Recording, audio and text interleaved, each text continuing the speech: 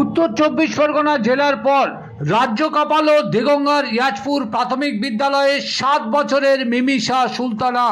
Paschimbanga board of primary শিক্ষা পর্ষদের রাজ্য স্তরে 39তম রাজ্য বার্ষিক ক্রীড়া উৎসবে অংশগ্রহণ করেছিল 23টি জেলার 23 জন প্রতিনিধি। লং জাম্প প্রতিযোগিতায় দ্বিতীয় স্থান অধিকার করল দেগঙ্গার ইয়াজপুর প্রাথমিক বিদ্যালয়ের 7 বছরের মিমিষা সুলতানা।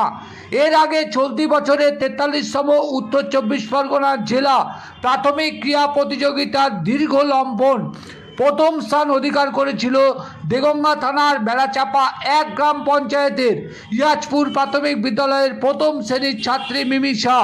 এরপর রাজ্য স্তরে মেলে প্রতিযোগিতার সুযোগ। 9 এবং 10ই মার্চ মুর্শিদাবাদ জেলার বহরমপুরের স্টেডিয়ামে সমাপ্ত হলো রাজ্য স্তরে সেই ক্রীড়া প্রতিযোগিতা। ইয়াজপুর গ্রামের দিনমজুর বাবা শেখ মুস্তাকিন আহমেদের একমাত্র মেয়ে মিমিষার এই সাফল্য নজির গড়ল দেগঙ্গাবাসীর।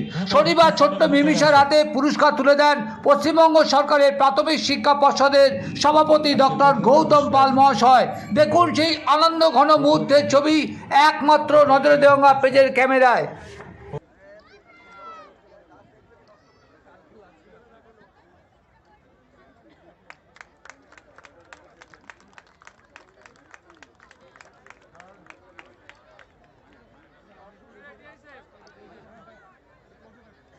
এরপর প্রস্তুত থাকার জন্য আমি বিশেষভাবে অনুরোধ করব। এরপর দ্রুত ভিক্টরি স্ট্যান্ডে পৌঁছে দেবে।